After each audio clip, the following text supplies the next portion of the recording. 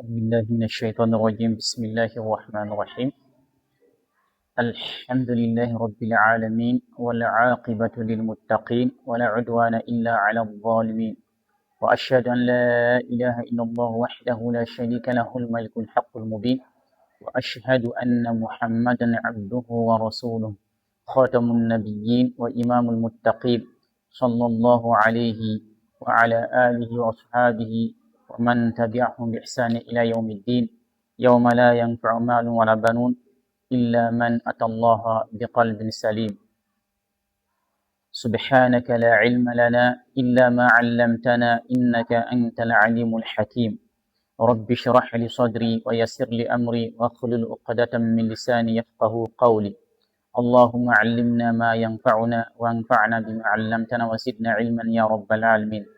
Alhamdulillah, toute la louange est à Allah, nous le louons, nous implorons son secours et nous demandons son pardon. Nous nous réfugions auprès d'Allah contre les maux de nos propres âmes et les méfaits engendrés par nos actions.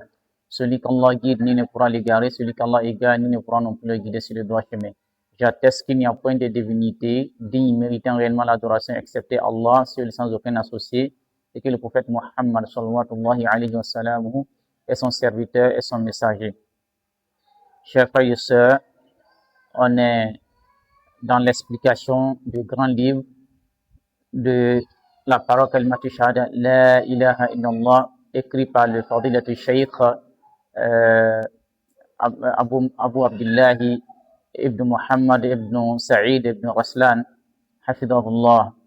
Et on continue toujours sur le livre encore, Inch'Allah Ta'ala. On remercie Allah de nous avoir accordé encore la santé et la force de continuer ce livre et qu'Allah nous donne le mérite de ce que nous faisons. Amin. Alhamdulillah, on s'est arrêté sur un endroit et on va recommencer juste un peu en arrière. أعوذ بالله من الشيطان الرجيم بسم الله الرحمن الرحيم وقد بين سبحان الله وتعالى أن من وحده وأخلص العبادة له ولم يخلط إيمانه بالشرك كان من الآمنين في الدنيا والآخرة المهتدين إلى الصراط المستقيم. قال تعالى الذين آمنوا ولم يلبسوا إيمانهم بظلم أولئك لهم الأمن وهم مهتدون. Alors, le cheikh continue, il dit Anna man wahadahu. Certes, Anna, c'est harf nasbin wa tawkid. Et cette lettre-là est venue au début de la phrase pour encore apporter une insistance et pour montrer encore la force de cette parole. Anna man wahada. Il dit certes, celui qui unifie, hein, Allah, anna man wahadahu wa akhlasa al-ibadata lahu, et qui purifie son adoration pour Allah, wa lam yakhlit imanahu bi shirk, et qui n'a pas mélangé sa foi par le shirk, kana min al-amina fi dunya wal akhirah. Donc lui, il est parmi ceux qui sont en sécurité dans sa vie, dans la vie d'ici-bas et au-delà. Alors, il dit, il sera encore al-muhtadin, et c'est ceux-là encore qui sont encore les bien guidés, il a surat al-mustaqim, sur le droit chemin. Et il rapporte, il cite un verset du Coran dans la surat An'am, verset 82, où Allah Jalla wa Ala dit Alladhina amanu wa lam yalbisu imanahum bi dhulmin ulaika lahumul amn wa hum muhtadun.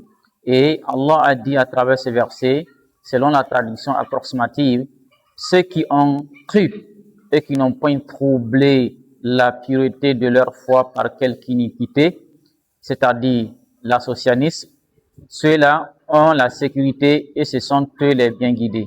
Alors, donc ici, ceux qui n'ont pas mélangé leur foi, hein, qui n'ont point troublé la pureté de leur foi par quelque iniquité, c'est-à-dire walam yalbisu imanahum bi dhulmin. Dhulmin ici, les savants ont dit le shirk. Alors, donc, toujours, c'est l'explication et le sens de cette parole Kalimatu Shahada, La ilaha illallah, qu'on est en train d'apporter, qu'on est en train d'expliquer toujours. Donc, chers frères et sœurs, prêtez attention car c'est très très important pour toute personne qui accepte d'être musulman. Alors, aïe, le cheikh dit aïe, c'est-à-dire alladhina, il va donner maintenant la définition, alladhina akhlasu al-ibadata lahu wahdahu. Donc ceux qui ont cru en Allah et n'ont point troublé la pureté de leur foi par quelque iniquité, et qui ont adoré Allah, qui lui ont voué un culte sincère, qui lui ont voué un culte sincère et qui l'ont adoré lui seul sans l'associer avec quoi que ce soit, walam yakhlitu, et qui n'ont pas mélangé imanahum, comme je le disais tantôt, ceux qui n'ont point troublé la pureté de leur foi, alors wahum bidhalika muwahhiduna ta'ala, et eux sont maintenant les muwahhidun. Les muwahhidun, c'est tout simplement ceux qui le monothéiste, qui est le contraire de polythéiste. Le contraire de polythéiste, donc le monothéiste, c'est celui qui adore Allah seul sans l'associer avec quoi ou qui que ce soit. C'est lui qui est le muwahhid. Donc il dit wahum bidhalika muwahhidun. Donc ils sont maintenant les muwahhidun. Le fait qu'ils ont adoré Allah seul, ils ont reconnu que c'est Allah seul qui est le créateur et qu'ils n'ont pas le droit d'adorer une autre divinité avec Allah. Alors, le cheikh continue, il dit wal-labsu, le fait de couvrir, la couverture, al-khaltu, le fait de mélanger, ça veut dire mélanger, couvrir, ça veut dire mélanger, wal-dhulmu huna, wal-dhulmu, ici comme Allah dit, alladhina amanu wa lam yalbisu imanahum bi-dhulm. Donc il donne maintenant la définition de dhulm ici, il dit wal-dhulmu huna ash-shirku. Il dit le dhulm ici, quand Allah a dit ceux qui n'ont point troublé leur foi par quelque iniquité, donc c'est le shirk. C'est le shirk dont Allah a appelé ici le dhulm. Qu'Allah nous donne une bonne compréhension. Fa'an Abdullah ibn Mas'ud radiyallahu anhu. Alors, selon Ibn Mas'ud radiyallahu anhu, qala, il dit, lamma nazalat.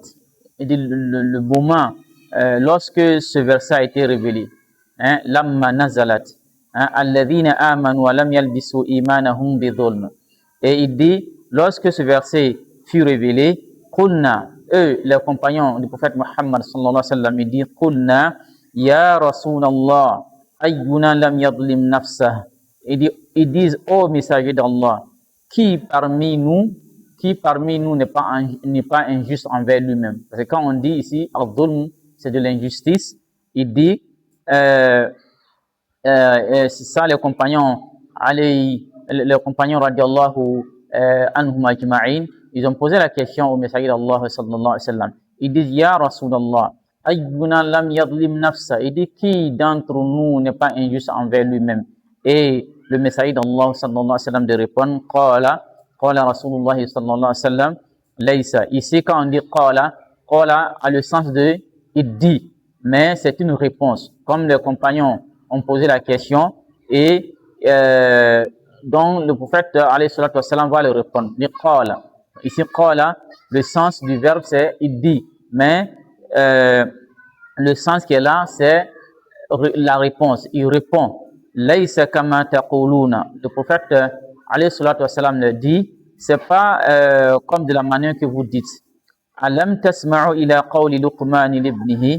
Il dit vous n'avez pas entendu la parole de Luqman à son fils, où Luqman dit, Allah tabaraka wa ta'ala nous informe que Luqman qui dit à son fils, ya bunayya la tushrik billahi inna shirka la dhulmun azim. Où Luqman dit ya bunayya. Les savants ont dit le fait d'appeler ya bunayya, c'est une appellation de l'affection à son fils, celui que tu aimes et que tu l'appelles par affection. Il dit ya bunayya la tushrik billah. Et Luqman le sage donnait conseil à son fils. Il dit oh mon fils chéri, ou bien oh mon fils bien-aimé, si vous voulez maintenant comprendre par là. Oh mon fils bien-aimé, il dit ne donne aucun associé à Allah. Inna shirka la dhulmun azim. Car le shirk est une injustice énorme. Alors, chers frères et sœurs, donc faisons attention et apprenons, maîtrisons la signification de cette parole kalimat shahada la ilaha illallah afin qu'on soit toujours des musulmans sincères et qu'on soit toujours des musulmans qui sont sur le bon chemin. Sinon, on est là et la majorité sont là en islam, mais le fait de ne pas maîtriser la signification de cette parole les amène à faire le contraire de cette parole et qui va les conduire dans la perdition et qu'Allah nous en préserve. Et le cheikh Hafidhullah continue, il dit وَلَقَدْ بَيَّنَتْ كَلِمَةُ التَّوْحِيدِ التَّوْحِيدَ أَعْظَمَ بَيَانًا وَأَكْمَلًا. Alors, la parole Kalmatu Tawhid, c'est une parole qui est donc bien détaillée et c'est une parole vraiment immense, immense et complète. Alors, chers frères et sœurs, prenons garde et faisons attention et maîtrisons la signification de cette parole. وهذه الكلمة العظيمة. Le cheikh continue, il dit cette grande parole, ou bien cette parole immense, La ilaha illallah, qui est La ilaha illallah, il dit هي التي شهد الله تعالى بها لنفسه وشهد لها له ملائكته وأولو العلم خلقه كما قال تعالى. Alors, il dit cette parole kalmatu shahada La ilaha illallah, il dit Allah lui-même il a attesté cette parole. Allah lui-même a attesté cette parole. Et encore, les anges ont attesté encore cette parole. Et ceux encore qui sont doués encore de science, encore, ils ont attesté cette parole encore parmi ces créatures. Wa ulul ilmi min khalqihi, kama qala ta'ala. Et Allah lui-même encore, pour le cheikh maintenant, pour appuyer la parole qui vient de mentionner, puisque le cheikh a dit, et Allah lui-même il a attesté cette parole. La kalmatu shahada. Et encore les anges encore l'ont attesté. Et les gens encore doués de science encore ils ont attesté encore cette parole. Donc pour ça, il faut forcément apporter des preuves. Alors, donc le cheikh Abu Abdillahi Raslan Hafidhullah a dit, il a envoyé un verset dans la sourate Al-Imran, verset 18, où Allah a dit شهد الله أنه لا إله إلا الله والملائكة وأولو العلم قائما بالقسط لا إله إلا هو العزيز الحكيم. Alors, selon la traduction approximative de ce verset, Allah Tabarak wa Ta'ala dit, Allah lui-même il a attesté cette parole à kalimatu shahada, et aussi les anges et les doués de science qu'il n'y a point de divinité à part Allah seul sans aucun associé, le mainteneur de la justice, point de divinité à part lui. Alors, vous avez vu, et ici, entre parenthèses, il y a un imposteur, un égaré qui est sur les réseaux sociaux, qui blasphème, qui insulte les savants. Il dit savants même c'est quoi, et il dit de n'importe quoi, il insulte vraiment tous les savants. Vraiment c'est désagréable. Et vraiment qu'Allah le guide sur le droit chemin, et il n'avait aucun respect pour les savants. Alors, pour tirer l'attention de ceux qui nous suivent, alors voilà, Allah a dit wa ulul ilm, et les doués de science. Et ici, c'est Allah parle des savants. Donc Allah, déjà, vous voyez à quel degré il met les savants. Après avoir cité le nom des anges, parce qu'il a dit Shahidallahu annahu la ilaha illallahu, Shahidallahu annahu la ilaha illallahu, et dit Shahidallahu annahu la ilaha illahu wal malaika. Voilà, quand Allah a dit Shahidallahu la ilaha illahu wal malaikatu, et puis il dit wa ulul ilm. Donc c'est un respect, on respecte les savants, et qu'Allah leur donne longue vie, et qu'Allah leur donne encore la science pour que nous puissions encore apprendre encore auprès d'eux. Et ceux qui les insultent, ils auront leur récompense et ils auront ce qu'ils mériteront auprès d'Allah, insha'Allah ta'ala. Car ceux qui insultent les personnes que Allah même fait éloge dans le Coran, qu'ils s'apprêtent à recevoir son châtiment.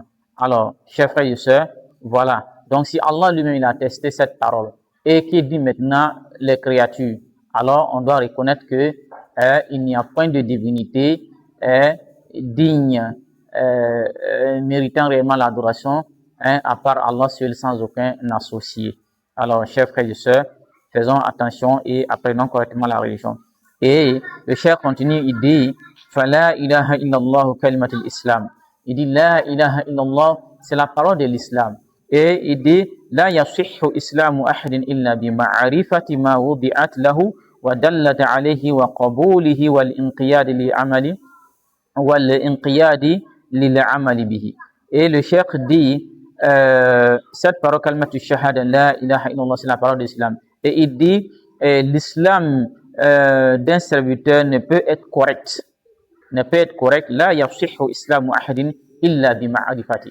Il dit l'islam d'un serviteur ou l'islam d'un musulman ne peut être correct que sauf si il connaît sauf s'il connaît ce que cette parole-là implique et ce que cette parole-là aussi indique, ou ce que cette parole aussi ce qui implique cette parole. Il faut que la personne sache et il connaisse très bien la signification de cette parole, c'est-à-dire que en toute connaissance de cause. Alors, il dit wa qabulihi, et accepter encore cette parole encore. Parce que le fait de dire kalmatu shahada la ilaha illallah, c'est pas une parole qu'on doit réciter comme ça en l'air et puis c'est fini, c'est ok. Non, tu dois l'accepter. Tout ce que cette parole-là t'interdit de faire, tu dois t'abstenir. Et tout ce que cette parole-là te recommande de faire, tu dois l'obéir aussi, incha'Allah ta'ala. Et encore l'obéissance et de mettre en pratique aussi ce que cette parole-là aussi implique aussi. Mettre en pratique ou œuvrer selon cette parole, incha'Allah ta'ala. Alors, chers frères et sœurs, donc wahiya kalmatul ikhlas. Donc cette parole, c'est la parole de foi. Al-munafiyatu lishirk. C'est la parole de foi et que cette parole maintenant qui annule maintenant le shirk. Afwan. Ouais. Donc cette parole, c'est cette parole qui annule le shirk. Cette parole, hiya kalmatul ikhlasi al-munafiyatu lishirk. Et cette parole qui annule le shirk. Le shirk, on avait mentionné que c'est le péché le plus grave de tous les péchés. Et il y a plusieurs formes de shirk. Il y en a plusieurs formes de shirk. Et le shirk, pour montrer un peu la gravité et la dangerosité du shirk, et le shirk est plus grave que celui même qui a eu des rapports charnels avec sa propre mère. Alors, donc c'est pour montrer la gravité du shirk et que c'est le péché le plus grave et le plus dangereux de tous les péchés. Et même si tu ôtes la vie d'un être humain intentionnellement, alors ce péché encore est moins grave que celui qui a associé à Allah une autre divinité. Vous voyez, donc on doit s'en méfier et y prendre garde. Alors, je n'ai pas dit que le fait de ôter la vie à un être humain intentionnellement n'est pas un péché. C'est un péché aussi parmi les péchés graves. Mais le shirk, lui, il prend le dessus. C'est lui qui prend le plus haut degré des péchés. Alors, wa kalimatu taqwa. Wa kalimatu taqwa, et c'est la parole aussi de crainte aussi. Allati taqiqa ilaha. Et cette parole aussi qui va préserver celui qui l'a cité aussi, mina shirk billahi. En prononçant cette parole, en toute connaissance de cause, en connaissant ce que cette parole implique, c'est-à-dire que la signification de cette parole, les conditions de cette parole, les animatifs de cette parole et les bienfaits ou les mérites de cette parole. Donc, du moment où tu maîtrises tout ça, tu connais ça, alors cette parole va te protéger maintenant de shirk billahi ta'ala. وهي كلمة الفارقة بين الكفر والإسلام. Et cette parole aussi qui met la différence aussi entre la mécréance et l'islam. وهي كلمة الفارقة بين الكفر والإسلام. C'est cette parole qui met la différence, la barrière entre l'islam aussi et la mécréance. وبها بعث جميع الأنبياء والمرسلين. Et c'est avec cette parole aussi que Allah a envoyé tous les messagers. C'est par cette parole que tous les messagers sont venus avec. Alors, ça veut dire quoi? Tous les messagers, à commencer d'abord par Nuh alayhi salam jusqu'à Muhammad alayhi salatu wassalam, et tous ils sont venus avec cette parole kalimatu shahada la ilaha illallah. Alors, chers frères et sœurs, donc ça veut dire quoi? Tous les prophètes et les messagers que Allah a envoyés sur cette terre ont attesté cette parole, et c'est avec cette parole qu'ils sont venus accompagner ou enseigner le peuple. D'où Allah tabaraka wa ta'ala a dit. Allah tabaraka wa ta'ala a dit dans Surat An-Nahl verset 36. Allah a dit وَلَقَدْ بَعَثْنَا فِي كُلِّ أُمَّةٍ رَسُولًا أَنْ يَعْبُدُوا اللَّهَ وَاجْتَنِبُوا الطَّاغُوتَ فَمِنْهُمْ مَنْ هَدَى اللَّهُ وَمِنْهُمْ حَقَّتْ عَلَيْهِ الضَّلَالَةُ فَسِيرُوا فِي الْأَرْضِ فَانظُرُوا كَيْفَ كَانَ عَاقِبَةُ الْمُكَذِّبِينَ. Voilà ce qu'Allah a dit dans le Coran dans Surat An-Nahl. Allah a dit, nous avons envoyé dans chaque communauté nous avons envoyé dans chaque communauté. وَلَقَدْ بَعَثْنَا فِي كُلِّ أُمَّةٍ رَسُولًا أَنْ يَعْبُدُوا اللَّهَ وَاجْتَنِبُوا الطَّاغُوتَ. Et Allah dit, nous avons envoyé dans chaque communauté un messager pour leur dire, adorez Allah et écartez-vous du Taghut. Le Taghut ici, c'est les fausses divinités. Les fausses divinités. Et alors, Allah a dit, فَمِنْهُمْ, parmi eux, alors Allah en guidant certains, mais il y en a eu qui ont été destinés à l'égarement.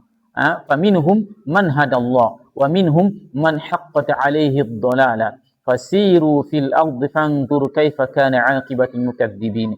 Et Allah dit, parcourez donc la terre et regardez quelle fut la fin de ceux qui traitaient nos messagers de menteurs. Alors, chers frères et sœurs, alors prenons garde et écoutons très bien, suivez, et on va, Inch'Allah Ta'ala, expliquer cette parole afin que nous puissions maîtriser cette parole et y prendre garde, Inch'Allah Ta'ala. Alors, sur ce, likez, activez la cloche de la notification, abonnez-vous pour ne pas rater mes prochaines publications, Inch'Allah Ta'ala. Sur ce, أقول قولي هذا وأستغفر الله لي ولكم ولسائر المسلمين والمسلمات من كل ذنب فاستغفروه إنه هو الغفور الرحيم.